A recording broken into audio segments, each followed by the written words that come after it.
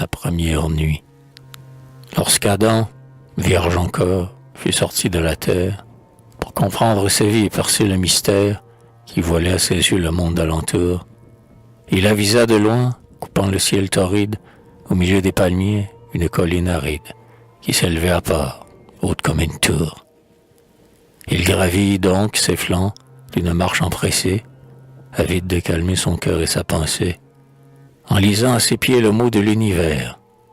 Et, lorsqu'il se tourna vers l'horizon immense, il étendit les bras, comme un homme en démence, car il vit les grands monts de verdure couverts. Il passait tour à tour des forêts aux collines, des étangs endormis aux sources cristallines, des buissons parfumés aux rochers caverneux, regardant les oiseaux voler dans les clairières, les biches et les fans s'abreuver aux rivières, et les poissons flotter dans les lacs écumeux. Son cœur était rempli d'une ivresse infinie.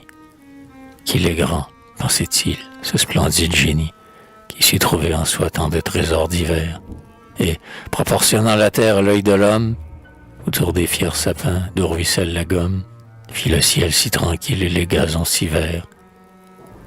Se pénétrant ainsi des choses regardées, et mêlant la nature au monde des idées, au flanc de la colline il resta tout un jour. Son front, d'abord riant, était devenu grave, car dans les cœurs pensifs où l'univers se grave, la gaieté ne peut vivre, et la crainte à son tour.